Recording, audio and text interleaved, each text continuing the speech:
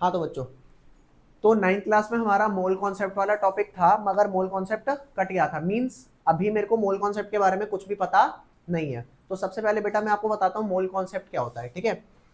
जैसे कि आपको ये पता है 1 डजन कितना होता है, कितना होता है 1 डजन? दुनिया की कोई भी चीज 1 डजन क्या होती है बेटा? 12। कोई जरूरी तो नहीं है कि 1 डजन सिर्फ चेयर हो सकती है या 1 डजन कॉपी हो सकती है। दुनिया की कोई भी चीज 1 डजन कितनी होगी? 12। तो वैसे ही बेटा एक नंबर होता है 1 मोल। क्या नंबर होता है? 1 मोल। इसकी एक्चुअल जो वैल्यू होती है वो होती है 6.022 इंटू 10 की पावर 23। ठीक है, ये नंबर बड़ा है या छोटा है? बड़ा है, काफी ज्यादा बड़ा है। ठीक है, एक बार इस नंबर को समझ लेते हैं, इसके छोटे मोटे फॉर्मूले जितने भी यूज होने वाले वो समझ लेते हैं, फिर चैप्टर ना इजी जाएगा हमारा। ठीक है, इस नंबर को बेटा अगर मैं सिंपली एक्सपैंड करता हूं तो क्या होगा? 6.022 और 10 की पावर 23 का क्या मतलब है? 1 के आगे कितनी जीरो? 1 के आगे 23। 1, इसके आगे 1 2 3 ऐसे करते करते कितनी जीरो लगेंगे? 20, 21, 22, 23। ये पॉइंट हटाया तो नीचे क्या आया? 1000। 3 जीरो से 3 जीरो कैंसिल आउट, कितनी बची होंगी? अभी 20 जीरो बची होंगी। अभी 6022 को अगर मैं मल्टीप्लाई करूंगा किससे? इस नंबर से, तो यहाँ पे 20 जीरो आगे आ जाएगा। Is that clear? 1 2 3 4 5 6 7 8 9 10 11 12 13 14 15 16 17 18 19 20। अब आप बताओ ये जो नंबर आया है ये बड़ा है या छोटा है? ये नंबर बड़ा नहीं, बहुत बड़ा है। ठीक है, अगर इस नंबर को अपन काउंट करते हैं कि कितना बड़ा है ये नंबर, तो वंस, टेंस, 100, 1000, 10,000, लाख, 10 लाख, करोड़, 10 करोड़, अरब, 10 अरब, खरब, 10 खरब। आगे क्या इतनी गिनती हमें आती है? इतनी गिनती नहीं आती। और ये नंबर अगर मैं बार बार इतना एक्सपैंडेड फॉर्म में लिखने लगा ना तो लिखने में भी बड़ा टाइम लगेगा। ठीक है, तो सिंपल सी बात है, मैं इसको कंप्रेस्ड फॉर्म में लिखता हूं कुछ इस तरीके से। ये हमारी स्टैंडर्ड नोटेशन होती है। तो अभी बात करते हैं कि अब दुनिया की कोई भी चीज अगर 1 मोल की मैं बात कर रहा हूं तो वो कितनी होने वाली है? इतनी सारी। और ये नंबर बहुत बड़ा है। अगर 2 मोल हुई तो मल्टीप्लाई बाय 2, 3 मोल हुई तो multiply by 3। Is that clear? यहां तक कोई दिक्कत? कोई दिक्कत नहीं। अब एक टॉपिक आता है जिसे हम बोलते हैं बेटा मोलर मास। क्या टॉपिक आता है? Molar mass. अगर मैं आपसे पूछूं इस एक पेन का कुछ मास होगा?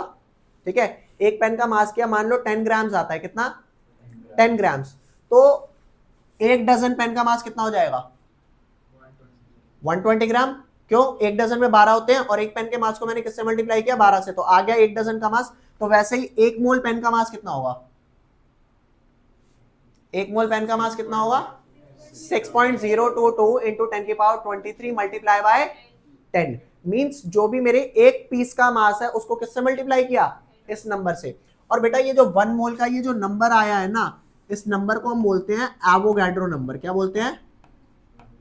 Avogadro number. इसको हम शो करते हैं या तो एन नॉट से या फिर इसको शो करते हैं एन ए से। बताओ यहां तक कोई डाउट? एन नॉट से या एन ए से। अब क्वेश्चन आता है मेरा मोलर मास क्या होता है? मोलर मास होता है मास ऑफ 1 मोल। क्या होता है? मास ऑफ 1 मोल। आप बताओ मोलर मास इस पेन का ज्यादा आएगा या मोलर मास चेयर का? क्यों? क्योंकि एक पीस चेयर का मास ज्यादा है और एक पीस पेन का मास कम है। तो अगर मैं डिफाइन करूं मोलर मास क्या होता है तो क्या बोलेंगे बेटा? Mass of 1 mole of any substance is called its molar mass. Is that clear? मतलब अगर किसी चीज के एक पीस का मास गिवन है, 1 मोल का निकालना है मोलर मास, तो क्या करेंगे? 1 मोल से मल्टीप्लाई, मतलब कि एवोगैड्रो से मल्टीप्लाई। और अगर किसी चीज का मोलर मास गिवन है और एक पीस का निकालना है तो एवोगैड्रो से डिवाइड। Is that clear? तो बेटा लिखना चालू करेंगे। मोलर मास की डेफिनेशन क्या आ जाएगी बेटा यहां पर? ऑनलाइन स्टूडेंट बेटा समझ में आया जो अभी बताया? ये बहुत बेसिक बात है, ये पता होनी चाहिए।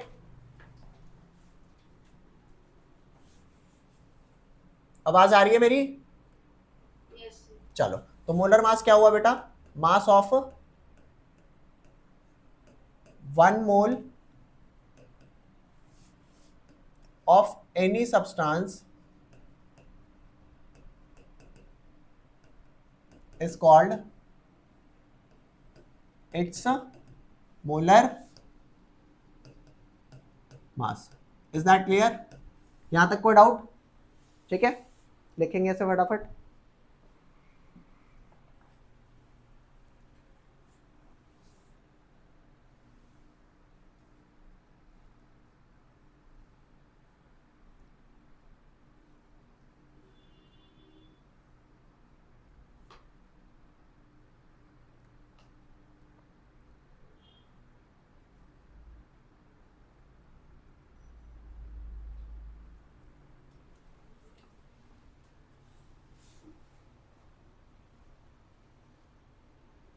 चले आगे, लिख लिया, ठीक है।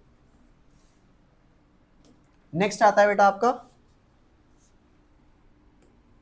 बेटा इस चैप्टर के अंदर जो मेजर टॉपिक्स हैं वो कितने हैं? मेजर टॉपिक्स आपके 5 हैं, जिसमें सबसे पहला आता है आपका percentage composition. Percentage composition major topic कितने बेटा? 5, जिसमें सबसे पहला टॉपिक क्या है? Percentage composition. आज ये वाला टॉपिक स्टार्ट होगा और ये खत्म हो जाएगा, ठीक है। तो परसेंटेज कॉम्पोजिशन में होता क्या है समझाता हूं। सबसे पहले बेटा एक चीज आती है जिसका नाम होता है मॉलिक्यूलर फॉर्मूला। क्या आता है? Molecular formula. और मॉलिक्यूलर फॉर्मूला क्या होता है ये समझते हैं। जैसे आपको पता है ये इथेन मॉलिक्यूल होता है, हाँ, इथेन मॉलिक्यूल में 2 कार्बन और कितने एच होते हैं? 6। तो इसका मॉलिक्यूलर फॉर्मूला क्या हुआ? C2H6। तो क्या मैं ये बात कह सकता हूं कि मॉलिक्यूलर फॉर्मूला हमारे को ये बताता है कि किसी मॉलिक्यूल के अंदर कोई एटम कितना प्रेजेंट है? फॉर एग्जाम्पल C2H6 के अंदर कार्बन कितने हैं? 2, हाइड्रोजन कितने हैं? 6। तो मॉलिक्यूलर फॉर्मूला इथेन का क्या हुआ? C2H6। ऐसे ही मॉलिक्यूलर फॉर्मूला मीथेन का क्या हो जाएगा? CH4। ये सारी बातें हमें पता है। तो मॉलिक्यूलर फॉर्मूला को क्या लिखेंगे? It tells us the exact number of different atom present in a molecule of compound। ठीक है भाई, एक मॉलिक्यूल में कोई एटम कितने प्रेजेंट है, इस बात को क्या बोलेंगे? Molecular formula. Is that clear? Next आता है बेटा आपका क्या? नेक्स्ट आता है आपका एम्पेरिकल फॉर्मूला। नेक्स्ट क्या है?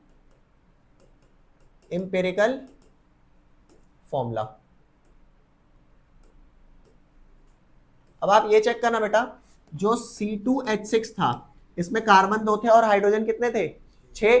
अब अगर मैं बात करूं यहां पर कि भाई इसका सिंपलेस्ट फॉर्मूला, भाई कार्बन 2 है, हाइड्रोजन 6 है, अब 2 और 6 सिंपलेस्ट क्या कट सकता है? 2 1 2, 2 3 6, तो ये कट जाएगा C1H3। तो अब बताओ ये जो C1H3 है इससे ज्यादा फाइनल क्या सिंप्लीफाई होगा? ये नहीं होगा। तो ये इसका एम्पिरिकल फॉर्मूला है। Is that clear? जो कॉमन आपका कट रहा हो वो काट दो, ये आपका क्या आ गया? Empirical formula. तो ये क्या बताता है बेटा? एम्पिरिकल फॉर्मूला क्या बताता है? It tales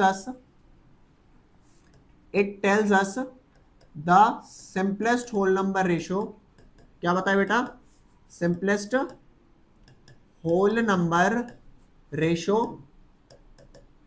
of different element present in a molecule of compound. बताओ बच्चों, ये वाली बात समझ में आई? कोई डाउट यहां तक? अब आपसे एक क्वेश्चन पूछता हूं। आपको छोटी क्लासेस में 9th क्लास में एटॉमिक मास तो सबके बताए होंगे। क्या बताए होंगे बेटा? सबके एटॉमिक मास, जिसमें कार्बन का 12 बताया होगा, हाइड्रोजन का 1 बताया होगा, नाइट्रोजन का 14 बताया होगा, ऑक्सीजन का, मतलब ये डिफरेंट एटॉमिक मास बताए होंगे ना। तो जो मॉलिक्यूलर फॉर्मूला होता है बेटा, मॉलिक्यूलर फॉर्मूले से हमारा निकल के आता है मॉलिक्यूलर मास। क्या निकलता है? Molecular mass. अब बताओ मॉलिक्यूलर मास कितना निकल के आएगा इसका? C2H6 का कार्बन 2 है तो कितना आएगा? 12 इंटू 2 प्लस 1 इंटू 6, कितना है बेटा? 12 2 24 और 6 30। Is that clear? इसी हिसाब से इंपेरिकल फॉर्मूला आपका पता है, तो इंपेरिकल फॉर्मूला से क्या निकल के आएगा? इंपेरिकल मास। अब इंपेरिकल मास निकालो, कितना आएगा? 12 प्लस 15 आया। अब आप सोच करके देखो, अगर मैं मॉलिक्यूलर मास को डिवाइड करूं इंपेरिकल मास से, यहां पे समझना, अगर मैं मॉलिक्यूलर मास को बेटा डिवाइड करता हूं इंपेरिकल मास से तो क्या आता है? 30 डिवाइडेड बाय 15। बता बेटा क्या आया? ये आया आपका 2, 1 और ये 2। तो क्या ये 2 वही नंबर है जो मैंने कॉमन काटा था? 2 1 2, 2 3 वही कॉमन नंबर है ना। और इस बात को सोचना बेटा, मॉलिक्यूलर मास बाय इंपेरिकल मास जो आया है, इस चीज को अपन बोलते हैं एन फैक्टर। क्या बोलते हैं बेटा? N factor. ये एन फैक्टर बेसिकली वही चीज है जो आपने कॉमन काटी थी। और अगर इस n फैक्टर को मैं यहाँ पे C1H3 में मल्टीप्लाई करूं, चेक करो, C1H3 के अंदर अगर यही n फैक्टर में मल्टीप्लाई कर दूं तो क्या मिलेगा मेरे को, C2H6। तो क्या फॉर्मूला ये बना सकते हैं कि इंपेरिकल फॉर्मूले को अगर मल्टीप्लाई किया बेटा n फैक्टर से तो मुझे मिला molecular formula. Is that clear? कोई इशू? मतलब अगर मुझे मॉलिक्यूलर मास पता है और इंपेरिकल मास पता है तो n फैक्टर आ जाएगा, और अगर इंपेरिकल फॉर्मूला मुझे पता है मल्टीप्लाई करो will get molecular formula. Is that clear? इसे लिख लो फटाफट। यहां तक कोई डाउट हो तो बताओ। ये जो आज मैंने कराया ना ये बेस है, एक छोटी सी चीज और है, उसके बाद फिर हम अपना क्वेश्चन कर सकेंगे। यहां तक कोई भी डाउट हो छोटा मोटा, ठीक है, बता देना।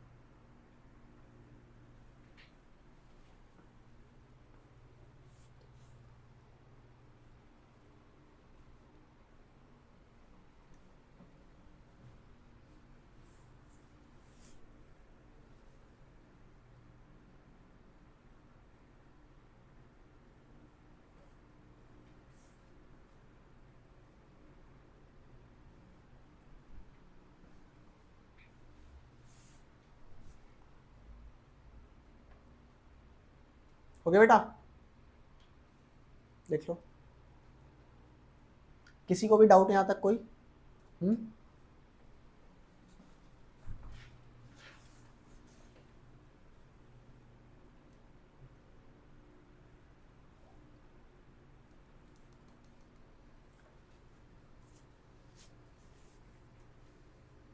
अभी तक हमने क्या डिस्कस किया बेटा, कि जो मॉलिक्यूलर फॉर्मूला होता है वो एग्जैक्ट नंबर ऑफ एटम बताता है, एक मॉलिक्यूल में किसी कंपाउंड में कितने हैं, और एम्पिरिकल फॉर्मूला उसका सिंपलेस्ट होल नंबर रेशियो बताता है। मॉलिक्यूलर फॉर्मूले से आता है मॉलिक्यूलर मास, एम्पिरिकल फॉर्मूले से आता है empirical mass. Molecular mass by empirical mass आपका क्या आता है, एन फैक्टर, और वही एन फैक्टर अगर मैं एम्पिरिकल फॉर्मूले में मल्टीप्लाई कर दूं तो क्या आ जाएगा मेरा मॉलिक्यूलर फॉर्मूला। और बेटा मोलर मास के लिए क्या बताया मैंने, मोलर मास मास ऑफ 1 मोल होता है। किसी भी चीज का मोलर मास निकालना हो तो क्या करेंगे, उसके एक यूनिट के मास को किससे मल्टीप्लाई करेंगे, 1 मोल, जो बेसिकली क्या होता है एवोगैड्रो नंबर 6.022 into 10 की पावर 23। और किसी चीज का मोलर मास पता हो, एक पीस का निकालना हो तो एवोगैड्रो से डिवाइड। यहां तक कोई डाउट? अब बच्चों आपसे एक क्वेश्चन पूछता हूं, अगर आपको ये चीज समझ में आई तो चले आगे। तो बेटा क्वेश्चन ध्यान देना, क्वेश्चन क्या है, क्वेश्चन है बेटा आपका, मान लो किसी एक कोई चीज है जिसका मोलर मास, कोई एक चीज है जिसका मोलर मास है 4 ग्राम,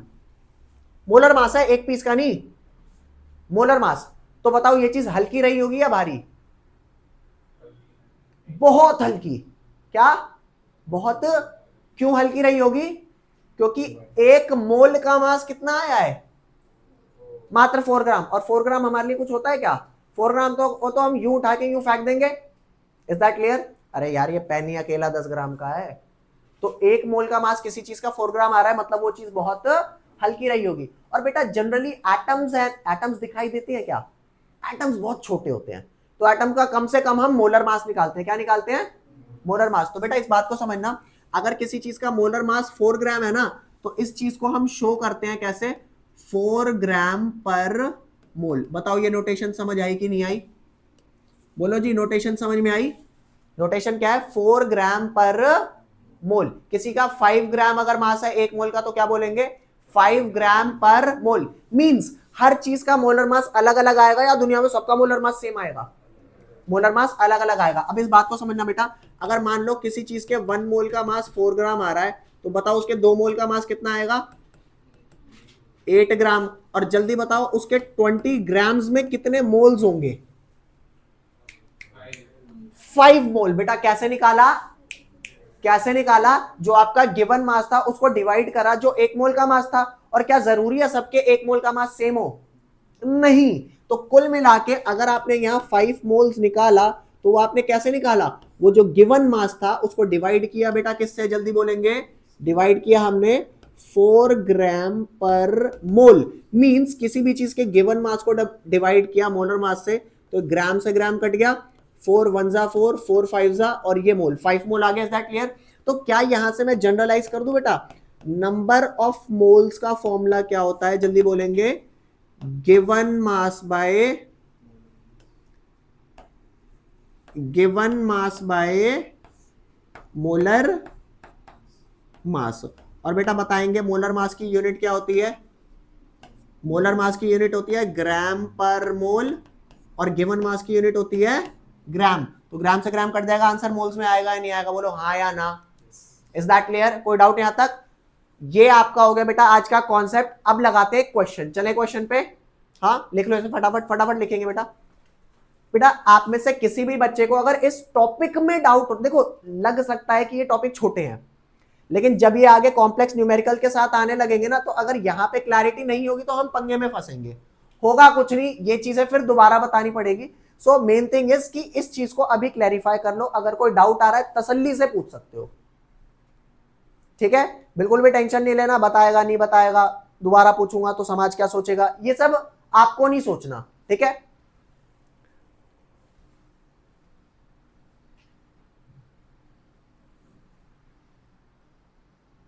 बेटा सबको समझ में आ रहा है ऑनलाइन स्टूडेंट्स? चलो बहुत बढ़िया। बेटा कहीं भी बीच में दिक्कत आए ना, आप बीच में रोक सकते हो और पूछ सकते हो, ठीक है? जस्ट फील करना है आप क्लास में बैठे हो, सुनाई वगैरह दे रहा है, दिखाई दे रहा है अच्छे से? चलो बहुत बढ़िया। चले भैया नेक्स्ट क्वेश्चन पे आओ। हटा दो ये सारा। हाँ देख बेटा यहां पे ना एक क्वेश्चन दिया हुआ है, ये वाला।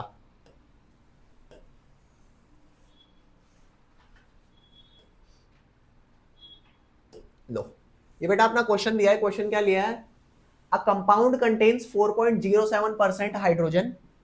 एक कंपाउंड है जिसके अंदर हाइड्रोजन कितना परसेंट है बेटा, मतलब जितना भी आप कंपाउंड ले लो उसके अंदर 4.07% क्या है, हाइड्रोजन। और आगे क्या दे रखा है, 24.27% कार्बन है, 71.65% क्या है, क्लोरीन। और उसके बाद आपको क्या डाटा प्रोवाइड कर रखा है, इट्स मोलर मास इज बेटा 98.96 ग्राम, ठीक है? 98.96 gram. What is its empirical and molecular formula? Is that clear? Question आपको समझ आया? क्वेश्चन क्या कह रहा है, क्वेश्चन में आपको एलिमेंट्स की परसेंटेज दे दी। हमारा टॉपिक क्या है आज का, परसेंटेज कॉम्पोजिशन। क्या टॉपिक है, परसेंटेज कॉम्पोजिशन। तो टॉपिक का नाम हमें पता है, और उसमें हमारे को ये पता है कि यूज क्या क्या है, मॉलिक्यूलर फॉर्मूला यूज है, मॉलिक्यूलर मास यूज है, फिर यहाँ पे इंपेरिकल फॉर्मूला यूज है और इंपेरिकल मास यूज है। फिर मॉलिक्यूलर मास बाय इंपेरिकल मास n फैक्टर होता है, और n फैक्टर को इंपेरिकल फॉर्मूला से मल्टीप्लाई करो तो क्या आ जाएगा, molecular formula. Is that clear? और मोलर मास बता दिया, मास ऑफ 1 मोल, और ये भी बता दिया नंबर ऑफ मोल्स का फॉर्मूला क्या है बेटा, given mass by molar mass. बेटा ध्यान रखना, जो आपकी एक क्लास का काम है ना, वो उसी क्लास में आपको भयंकर बढ़िया तरीके से यहाँ पे फिट हो जाना चाहिए। तब आप जब क्वेश्चन लगाओगे ना तो मजा आएगा कि हाँ हाँ अब ये हो पा रहे हैं, ठीक है? चलें आगे क्वेश्चन करने के लिए। अब यहां पर ध्यान देना बेटा, इसे कैसे करेंगे, क्वेश्चन समझो बेटा। इस चीज को है ना स्टेप्स में करेंगे। कंपाउंड में परसेंटेज दे रखी है, मैं एक काम करता हूं, मैं ओवरऑल कंपाउंड का मास 100 ग्राम लेट कर लेता हूं। तुम कहोगे 100 ग्राम क्यों करा, मेरे को मन करता मैं 1000 ग्राम भी लेट कर लेता, बट 1000 ग्राम का 4.07% निकालना पड़ता ना, लेकिन 100 का 4.07% क्या होगा, 4.07। तो मजे की बात, 100 लेट करने का सिर्फ एक रीजन है, और वो क्या है कि जो परसेंटेज था वही मेरा उनका गिवन मास हो जाएगा। Is that clear? बोलो। तो बेटा यहां ध्यान देना, मैं क्या करूंगा सॉल्यूशन करने के लिए, यहां पर late the mass of overall compound, बोल बेटा मास ऑफ ओवरऑल कंपाउंड क्या हो गया, कंपाउंड बी 100 ग्राम्स। अगर 100 ग्राम्स इनका ओवरऑल मास हो गया तो जल्दी बताओ मेरा मास ऑफ हाइड्रोजन उसके अंदर कितना हो जाएगा, 4.07 ग्राम। इसी हिसाब से मास ऑफ कार्बन कितना हो जाएगा, 24.27 ग्राम। इसी हिसाब से मास ऑफ क्लोरीन कितना हो जाएगा बेटा, 71.65 ग्राम। बेटा प्लीज टेल मी, यहां तक कोई डाउट है क्या? और आपको ये पता है हर एलिमेंट का अपना एटॉमिक मास होता है। एटॉमिक मास की जो वैल्यू होती है ना, वही सेम वैल्यू उनके मोलर मास की होती है। ये मैं आपको अगले आने वाली क्लासेस में प्रॉपर टॉपिक कराऊंगा, वो हमारे कोर्स के अंदर है। तो बेटा यहां ध्यान देना, अगर मैं इन सबको इनकी गिवन मासेस मान लूं, तो आप बताओ सबके नंबर ऑफ मोल्स निकल जाएंगे कि नहीं निकल जाएंगे? बोलो सबके नंबर ऑफ मोल्स निकल जाएंगे। और बताओ नंबर ऑफ मोल्स का क्या फॉर्मूला होता है बेटा? जल्दी बोल। नंबर ऑफ मोल्स का फॉर्मूला होता है given mass by, very nice बेटा। आज से फिक्स नोटेशन चलेगी गिवन मास को W by default. Given mass को W एंड मोलर मास को क्या लिखेंगे बेटा? Capital M।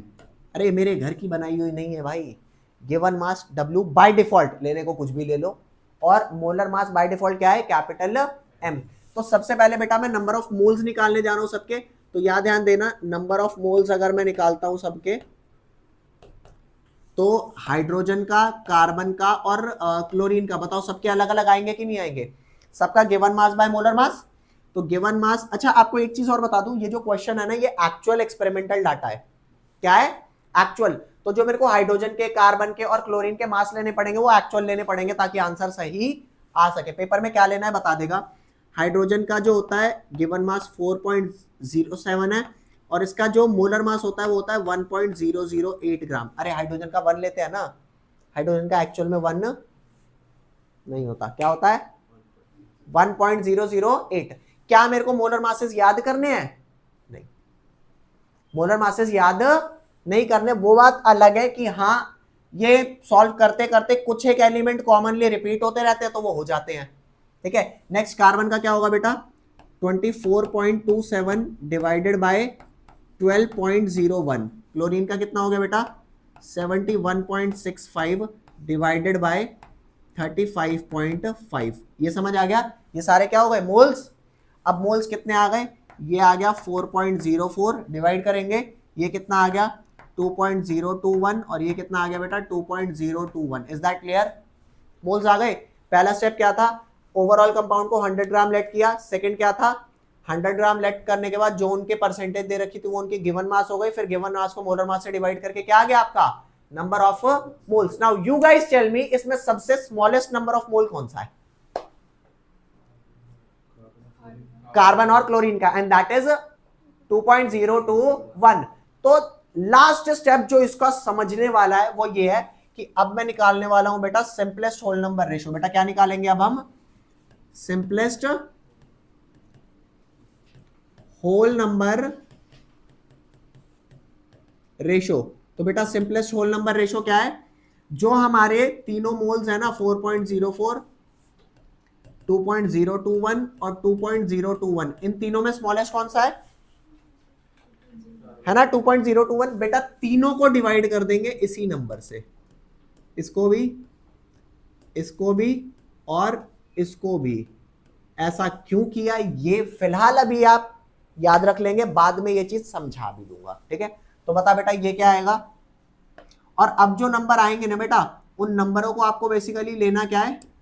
उन नंबरों को बेसिकली अप्रोक्सीमेट लेना है। तो 4.04 डिवाइडेड बाय 2.021 जो आता है ना नंबर, वो अप्रोक्सीमेटली 2 हो जाता है, और ये वाले तो आपके 1 और 1 हो जाने वाले। Is that clear? तो ये आया आपका simplest whole number ratio. Means hydrogen कितने प्रेजेंट है एम्पिरिकल फॉर्मूला में? 2। कार्बन कितने प्रेजेंट है? 1। क्लोरीन कितना है? 1। समझ आ गया? तो बेटा ध्यान देना, एम्पिरिकल फॉर्मूला आपका क्या निकल के आया? H2C1Cl1। Is that clear? और सच्ची सच्ची बताना, इस कंपाउंड का अगर इंपेरिकल फॉर्मूला आ गया तो इनके एटॉमिक मासेस प्लस करके क्या मैं इंपेरिकल मास निकाल सकता हूं? इंपेरिकल फॉर्मूला पता है, इनके एटॉमिक मासेस प्लस करूंगा तो इंपेरिकल मास आएगा। तो बेटा निकाल इनका इंपेरिकल मास कितना आएगा, जल्दी बोलो। 1.008 मल्टीप्लाई 2, बोलो हाँ या ना? बोलो 1.008 मल्टीप्लाई 2 प्लस कार्बन का हुआ 12.01 प्लस क्लोरीन का हुआ 35.5। इसे सॉल्व करेंगे क्या आएगा बेटा? 2.016 प्लस ये आया 12.01 प्लस ये आया 35.5। कितना आया बेटा? 625.9 और ये 4। ये आ गया आपका इंपेरिकल मास। बोलो हाँ या ना? इंपेरिकल मास आया। बताओ मोलर मास गिवन है मोलर मास और मॉलिक्यूलर मास की वैल्यूज सेम होती है, यूनिट्स का फर्क होता है। तो अब बताओ क्या एन फैक्टर आ सकता है क्या? एन फैक्टर क्या आएगा बोलेंगे? Molecular mass divided by empirical mass. वो आया बेटा 98.96, ये नीचे आया 49.526। इसे काटा पीटा अप्रोक्सीमेटली मामला आ गया 2। अगर 1.99 आता है तो भी 2 लेंगे, 2.01 आता है तो भी 2 लेंगे। पता है क्यों एग्जैक्ट वैल्यूज क्यों नहीं आ रही? क्योंकि हम यहाँ पे ना एग्जैक्ट वैल्यू ले ही नहीं रहे। एक्चुअल में जो हाइड्रोजन का मैंने 1.008 लिया, ये एग्जैक्टली में 1.008 भी नहीं होता, तो थोड़ा बहुत एरर आएगा ना, वो एरर बस आ रहा है, बाकी वैल्यूज आप काउंट करोगे सेम आएगी। अब क्योंकि बेटा आपका एन फैक्टर आ गया और आपका क्या आ गया? Empirical formula. तो अगला स्टेप क्या था मॉलिक्यूलर फॉर्मूला निकालने के लिए? N factor multiply by empirical formula. N factor is 2 और इंपेरिकल फॉर्मूला क्या है बेटा? H2C1Cl1। Is that clear? तो जल्दी बताओ क्या हो गया? H4C2Cl2। बोलो हाँ या ना, समझ आया कि नहीं आया? इसे फटाफट ध्यान देंगे बेटा, इसे तसल्ली से ध्यान से देखेंगे और आप इसके स्टेप्स लिखेंगे। स्टेप्स क्या क्या है ये देखो बेटा। सबसे पहला स्टेप बोल। स्टेप 1 हमारा था कि हमने ओवरऑल कंपाउंड को कितना लेट कर लिया? तो बेटा 100 ग्राम की जगह क्या मैं कोई और मास ले सकता हूं? 50 ले सकता हूं? जी हाँ ले सकते हो, बट फिर करना क्या पड़ेगा? जो मास ऑफ हाइड्रोजन होगा वो 4.07% ऑफ 50 हो जाएगा। Is that clear? तो हमने क्यों 100 लिया समझ गए? 100 सिर्फ इसलिए लिया ताकि कैलकुलेशन थोड़ी सी इजी हो जाए। तो ये स्टेप 1 था बेटा। जल्दी बता स्टेप नंबर 2 क्या आता है? Number of moles. और नंबर ऑफ मोल्स का फॉर्मूला क्या था बेटा? Given mass by molar mass. उसके बाद जब मेरे नंबर ऑफ मोल्स आ गए तो हमारा जो लास्ट और मुश्किल स्टेप आता है वो बस यही था कि जो स्मॉलेस्ट मोल आया है उसको सबसे डिवाइड कर दो, और जैसे डिवाइड करूंगा तो क्या आएगा? Simplest whole number ratio. वो आपका हो गया empirical formula. Then you have to find out empirical mass. Then molar mass अगर गिवन होगा तो आपका क्या निकल जाएगा? N factor, and then multiply that n factor by empirical formula, you will get. बधाई हो। समझ में आया कि नहीं आया? इसे फटाफट नोट डाउन करेंगे बेटा। नहीं आया तो तसल्ली से बताना। ये स्टेप नंबर 3 है आपका, और वंस आपका इंपेरिकल फॉर्मूला निकल गया तो स्टेप नंबर 4 और 5 ये तो इजी है। उनकी वैल्यूज सेम आती है। वैल्यूज सेम का मतलब क्या है? जैसे मान करके चलो, अगर मैं बोलूं कार्बन का एटॉमिक मास 12 यूनिफाइड है, तो ये हुआ क्योंकि अकेला एटम है ना, तो ये हुआ इसका एटॉमिक मास। और अगर इसी का मोलर मास बोले तो 12, बस यू हटा के ग्राम पर मोल लिख दो। ठीक है, ये जो बात मैंने आपको बताई कि ये यूनिट्स का क्यों फर्क आया है, वैल्यू में तो कोई फर्क नहीं आया ना। तो बेटा जो यूनिट का फर्क है ये हम टॉपिक में करेंगे, जिस टॉपिक का नाम है एटॉमिक मास। ठीक है, पहले आप ये वाला टॉपिक कर लो, उसके बाद फिर हम करेंगे अपना स्टोइशियोमेट्री, लिमिटिंग रिएजेंट, फिर हम करेंगे ये वाला टॉपिक। Is that clear? 5 इस चैप्टर में मेजर टॉपिक है, उसके बाद कुछ माइनर माइनर टॉपिक्स है, then we will have question practice session. ठीक है, बस हमेशा बेटा क्लासेस में एक चीज का ध्यान रखना कि जो चीज ना आए वो तुरंत पूछ लेना। ठीक है, बात पे टालोगे तो फिर मतलब वही है, किसी चीज को क्यों आगे के लिए इकट्ठा करना है ना। जो आप लोगों ने 10th क्लास से मेहनत करनी अभी चालू करी है ना, है बोर्ड्स में, मेरे को लग रहा है आपने बढ़िया मेहनत करी होगी। हाँ, तो वो वाली मेहनत आप अपनी बरकरार रखना। चलें आगे, लिख लो, आसानी आराम से लिखो भैया, इसे तसल्ली से लिखो।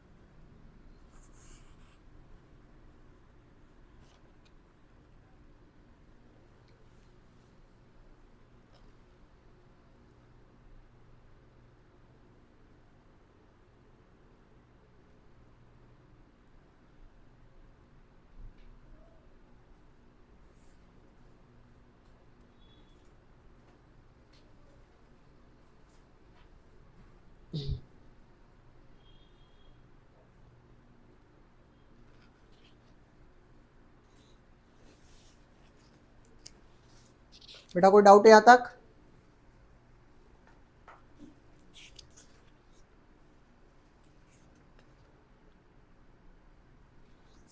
जो लास्ट में कहते हैं हम लोग बस राउंड ऑफ कर देंगे से जो हमने 2 लिया, जो भी मतलब क्लोजेस्ट नंबर है, क्लोजेस्ट होल हाँ नंबर है।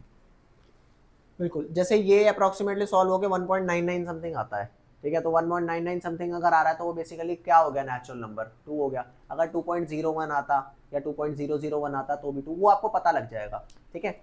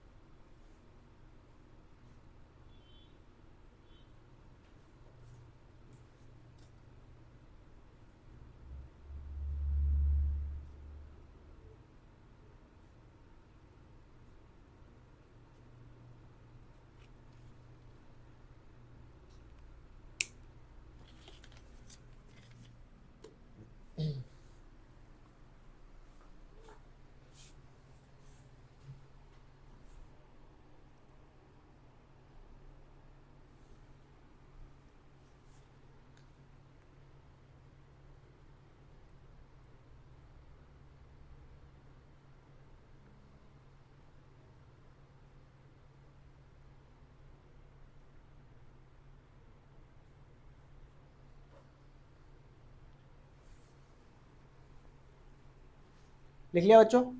आप ये बताओ इनके स्टेप्स में कोई दिक्कत? हाँ, स्टेप्स में कोई इशू? कोई भी इशू नहीं है, बहुत बढ़िया। आओ नेक्स्ट, हटा दो, क्या लिख रहे हो? हाँ लिख लो फटाफट लिखो जल्दी।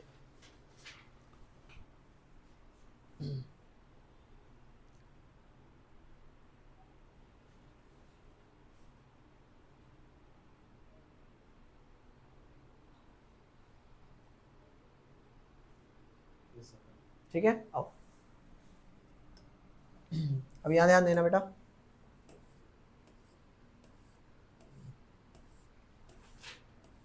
बेटा नेक्स्ट क्वेश्चन हमारा आता है, जैसा आपने ये किया ना एग्जैक्टली ये सेम है।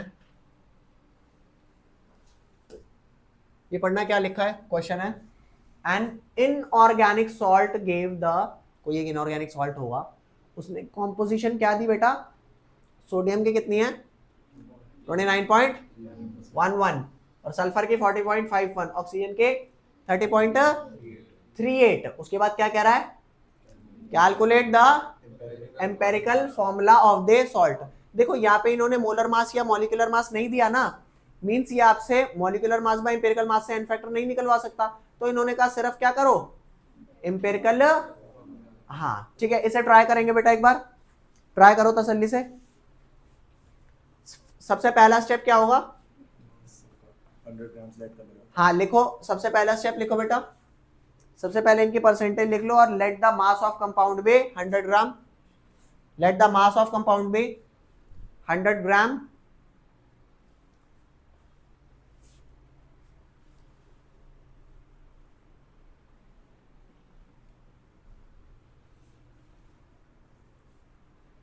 मास क्या है 100 ग्राम,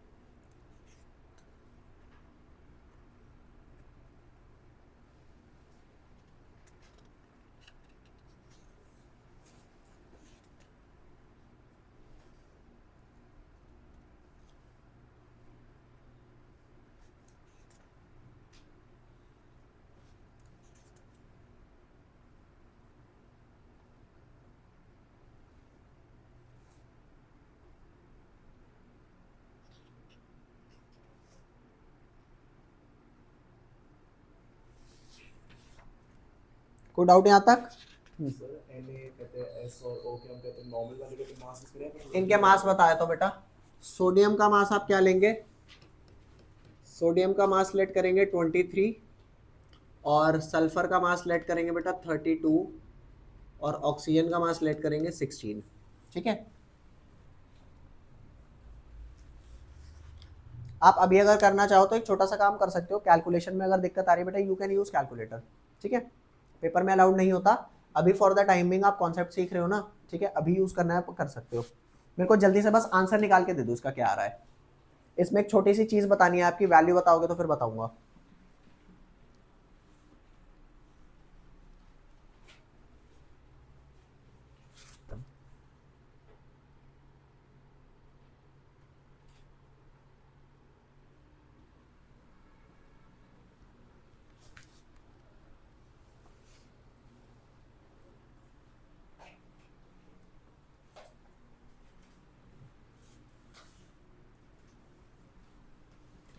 सबसे पहले क्या करना है, given mass by molar mass. बेटा ये कितना है, सल्फर कितना, 22 नहीं 32, वैल्यू सही डालेंगे बेटा,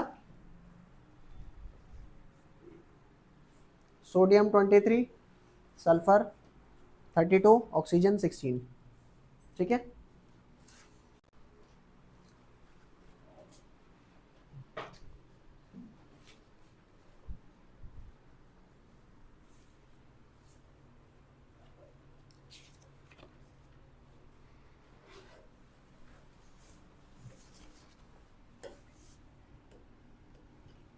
बताओ बेटा नंबर ऑफ मोल्स क्या है, 1.265 सोडियम का कितना आया 1.265, ठीक है, और सल्फर का कितना आया 1.265 एंड ऑक्सीजन का क्या आया 898। ठीक है, मतलब मोल्स निकल गए आपको। अब मोल्स निकलने के बाद नेक्स्ट क्या होता था, सिंपलेस्ट होल नंबर रेशियो वो कैसे निकालते थे, जो स्मॉलेस्ट होता था डिवाइड करते थे।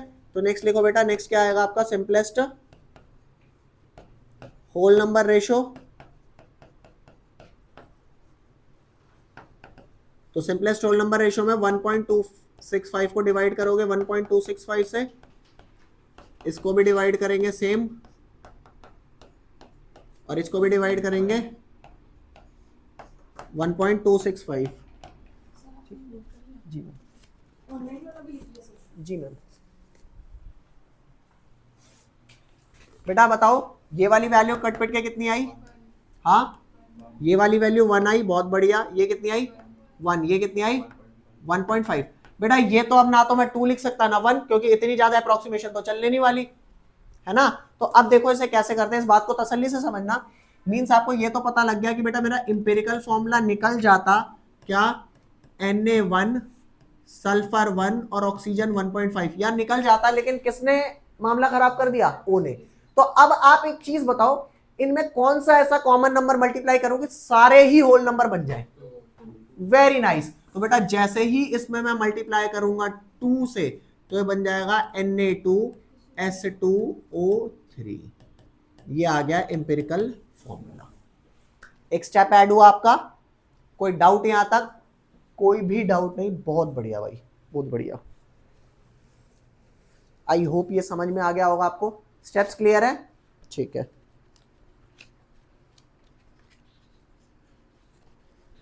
इसे फटाफट लिख लेंगे।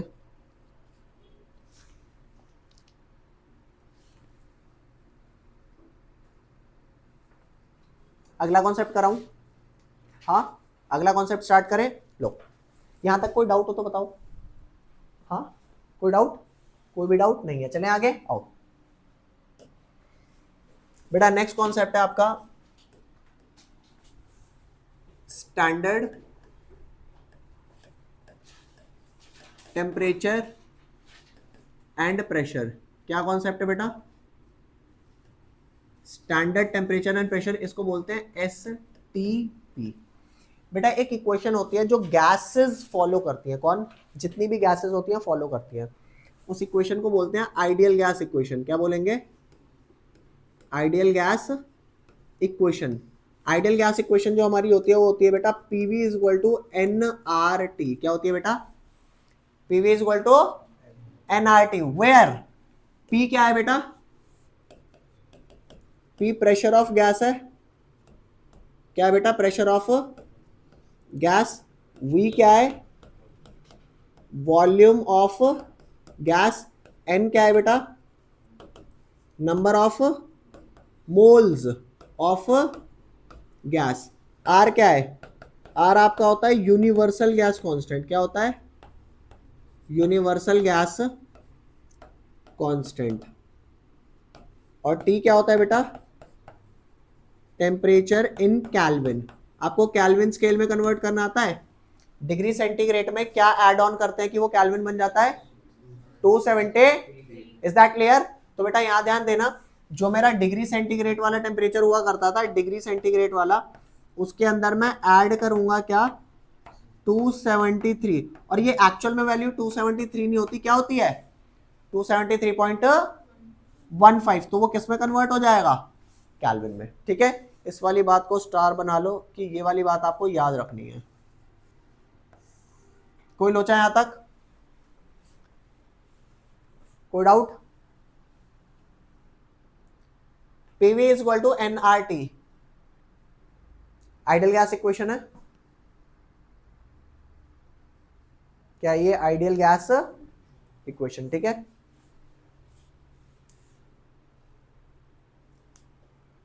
Pressure, volume, number of moles, universal gas constant and temperature. बच्चों यूनिवर्सल गैस कांस्टेंट, यूनिवर्सल का मतलब पता है आपको क्या होता है, जैसे आप लोगों ने 12th क्लास में एक चीज पढ़ी होगी, 10th क्लास में, V is equal to I R. Basically V directly proportional to I होता था, और ये डायरेक्टली प्रोपोर्शनल हटाते थे तो R एक कांस्टेंट आता था। तो R हमारा यूनिवर्सल कांस्टेंट था, बोलो, R यूनिवर्सल कांस्टेंट था, नहीं। यूनिवर्सल कांस्टेंट और नॉर्मल कांस्टेंट में क्या फर्क होता है बताता हूं। जितने भी यूनिवर्सल कांस्टेंट होते हैं ना, जैसे आपने G के बारे में सुना होगा, कैपिटल G, वो क्या है, यूनिवर्सल कांस्टेंट। यूनिवर्सल कांस्टेंट हर वो कांस्टेंट है जिसका मीडियम पे कोई इंपैक्ट नहीं पड़ता। हवा में रखो, पानी में रखो, उनकी वैल्यू चेंज, मतलब वो उनकी वैल्यू नेचर ऑफ मीडियम पे डिपेंड नहीं करती। तो ये जो आर है ना, इसको बोलते हैं गैस कांस्टेंट, लेकिन इसके आगे क्या लगा है, यूनिवर्सल। मतलब समझ आया, मींस आर की वैल्यू मीडियम पे डिपेंड। अच्छा, मीडियम सिर्फ सॉलिड, लिक्विड, गैस नहीं होता, अब गैस में भी कई मीडियम होते हैं। अरे यार, मतलब गैस भी अलग अलग तरीके की होती है ना, तो उन पे डिपेंड नहीं करता। अब बेटा बात सिंपल सी ये है कि आर की वैल्यू मेरे को हमेशा पता होती है, आर की वैल्यू, अरे क्योंकि कांस्टेंट है तो इसकी वैल्यू हमेशा पता होगी। अब सिंपल सी बात सोचो बेटा, अगर मैं आपको ये बोलूं, ये जो PV is equal to NRT है, अगर मैं आपको सिंपल सी एक छोटी सी बात बोलूं कि ना तो बेटा मैं तुम्हें बताता प्रेशर, ना मैं तुमको बताता टेम्परेचर, ना बता रहा मैं आपको क्या, ना मैं आप आर तो चलो मुझे पता ही है हमेशा, ना मैं तुम्हें बता रहा नंबर ऑफ मोल्स। तो आर तो हमेशा पता है ना, टी बताया ना, एन बताया ना, पी बताया, बताओ वी पता लगा सकते हैं, लगा सकते हैं। अरे पी भी नहीं पता क्वेश्चन में, एन भी नहीं पता, टी भी नहीं पता, आर पता है बस, क्योंकि उसकी वैल्यू तो पता ही होती है, तो वी पता लगेगा क्या। लेकिन अगर मैं आपको ये कहूं कि भाई मैंने तुम्हें पी बता दिया, एन बता दिया और टी बता दिया, तो बताओ अब वी पता लगेगा नहीं लगेगा, अब वी पता लग जाएगा। लेकिन अगर मैं आपको ये बोलूं कि PV is equal to N R T के अंदर बेटा मैं आपको पी बता रहा हूं और टी बता रहा हूं, तो इस केस में क्या वी पता लगेगा, बोलो, नहीं, क्यों नहीं, एन नहीं पता। तो यहां से एक बात डिफाइन कर देते हैं कि जब जब प्रेशर, हाँ जी बोलो बेटा, कुछ कह रहे हो आप,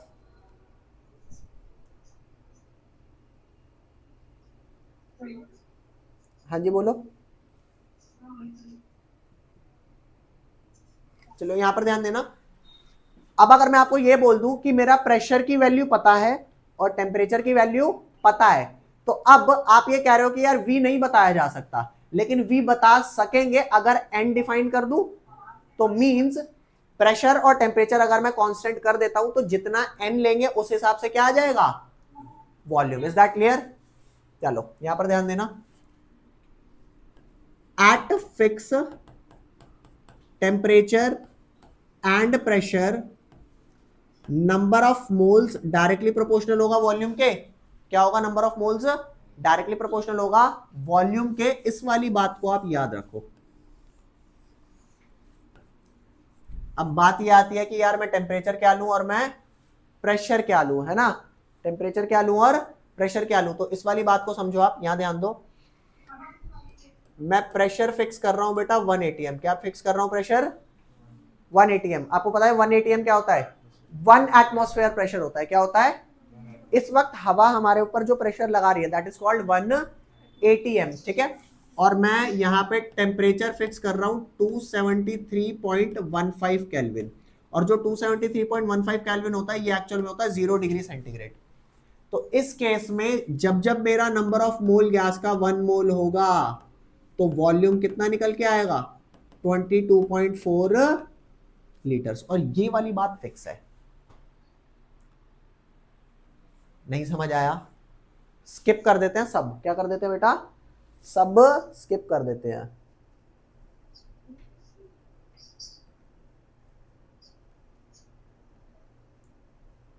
क्या बोला मैंने, अब इन वाली बात को स्किप कर देते हैं, दोबारा से दोबारा देखो।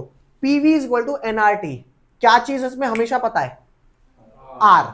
ना पी पता, ना टी पता, ना एन पता, ना वी पता, लेकिन अगर पी और टी पता कर ले या फिक्स रख दे तो जितना एन होगा उतने हिसाब से वॉल्यूम होगा। तो अब चेक करना, ये जो बेटा मैंने आपका प्रेशर रखा 1 atm, क्या रखा बेटा प्रेशर 1 atm, ये 1 atm आपका स्टैंडर्ड प्रेशर है, क्या है ये।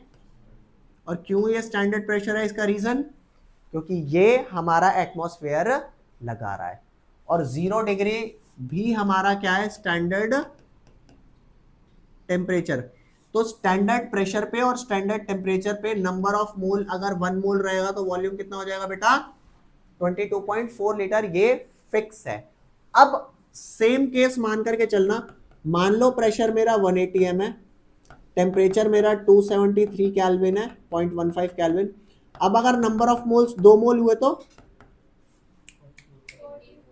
44.8 लीटर। तो ये वाली बात तो यूनिटरी मेथड हो गई ना, तो इस वाली बात में कुछ नया तो है नहीं। तो अब आप मुझे बताना कितने मोल के मास को मोलर मास बोलते थे, कितने मोल के मास को मोलर मास बोलते थे, 1 मोल, 1 मोल एवोगैड्रो नंबर, है ना। तो 1 मोल के मास को मोलर मास बोलते थे, मतलब अगर इतना प्रेशर और इतना टेम्परेचर फिक्स है तो 1 मोल का वॉल्यूम कितना आएगा। तो स्टैंडर्ड टेम्परेचर और स्टैंडर्ड प्रेशर पर 22.4 लीटर का जो मास आएगा वो 1 मोल का ही तो मास होगा। तो क्या मैं ये बात जनरलाइज कर दूं कि at standard temperature and pressure a volume of 22.4 litre was equal to molar mass. Is that clear, बोलो भाई। तो इस बात को यहां पर जनरलाइज कर देते हैं, लिख लो पहले, लिख लो, लिखो।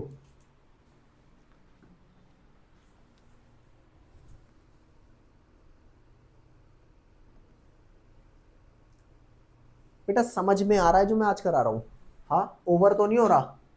आज हमने 2 कॉन्सेप्ट सीखे हैं, एक परसेंटेज कॉम्पोजिशन वाला और एक स्टैंडर्ड टेम्परेचर एंड प्रेशर वाला, ये 2 कॉन्सेप्ट, ठीक है। इंपेरिकल फॉर्मूला वाले के हमने परसेंटेज कॉम्पोजिशन के 2 क्वेश्चन लगाए और इसका अभी क्वेश्चन नहीं लगाया, ठीक है।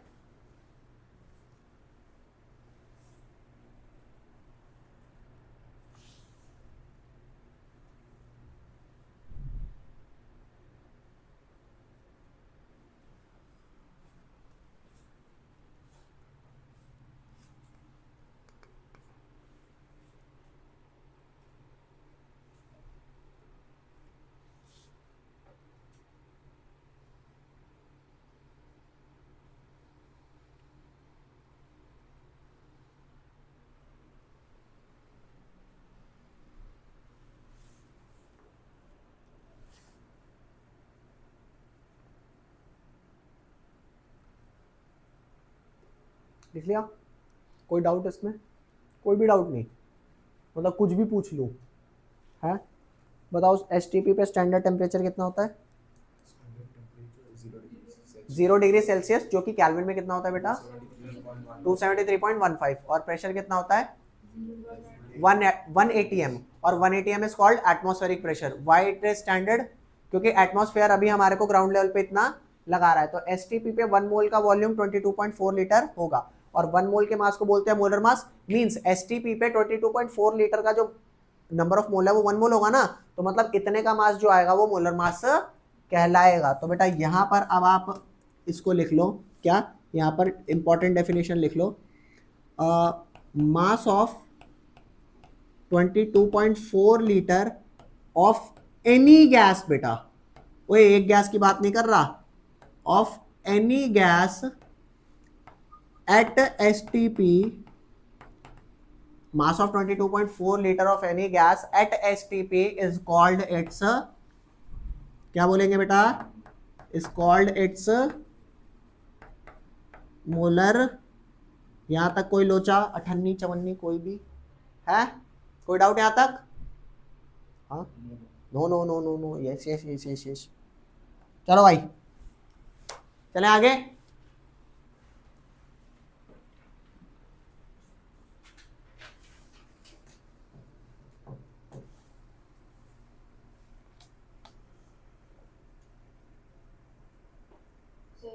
हाँ जी बेटा बोलो। एक बार स्टैंडर्ड प्रेशर से रिपीट कर दो। यहाँ ध्यान देना बेटा, मैंने ये बोला बेटा कि जो आपका स्टैंडर्ड प्रेशर होता है वो 1 atm होता है, और देखो प्रेशर होने को 2 atm भी हो सकता है, 3 atm भी हो सकता है, बट मैंने स्टैंडर्ड क्या बोला, स्टैंडर्ड बोला 1 atm, ठीक है, और स्टैंडर्ड टेम्परेचर बोला 273.15। अब सिंपल सी बात है, क्योंकि मैंने यहाँ पे टेम्परेचर की वैल्यू भी फिक्स कर दी और प्रेशर की वैल्यू भी क्या कर दी, फिक्स, तो इस केस में जितना नंबर ऑफ मोल्स मैं लूंगा उतने क्या आ जाएंगे मेरा वॉल्यूम। तो वही बात यहां पर बता रखी है कि इतने प्रेशर पर और इतने टेम्परेचर पर 1 मोल ऑफ गैस का वॉल्यूम कितना आता है 22.4 लीटर। और ये वाली बात ऐसा नहीं है कि मॉलिक्यूल के साइज पे डिपेंड करेगी, गैस के मॉलिक्यूल का साइज कुछ भी हो, कोई सी भी गैस हो, चाहे इंडिया की हो चाहे दूसरी कंट्री की हो, सारी गैसों का स्टैंडर्ड प्रेशर जो कि 1 atm, स्टैंडर्ड टेम्परेचर जो कि 273.15 केल्विन, इतने पर 1 मोल गैस का वॉल्यूम इतना होगा। और अगर आप सेम टेम्परेचर प्रेशर पे नंबर ऑफ मोल्स बढ़ाते हो तो कॉरस्पॉन्डिंगली वॉल्यूम क्या हो जाएगा, बढ़ जाएगा। मींस वॉल्यूम ऑफ 22.4 लीटर का जो मास होगा वो होगा ना मोलर मास के बराबर। तो यही बात हमने लास्ट में लिखी, मास of 22.4 litre of any gas is called its, बेटा याद रखना मास ऑफ 22.4 लीटर जो होगा वो होना किस पे चाहिए, वेरी नाइस। अगर एसटीपी पे नहीं होगा तो 22.4 लीटर गैस का मास मोलर मास नहीं होगा। Is that clear? यहां तक कर लो बेटा, बाकी करते हैं इन द नेक्स्ट क्लास, ठीक है, बताता हूं अभी। ठीक है बेटा, बाय बाय।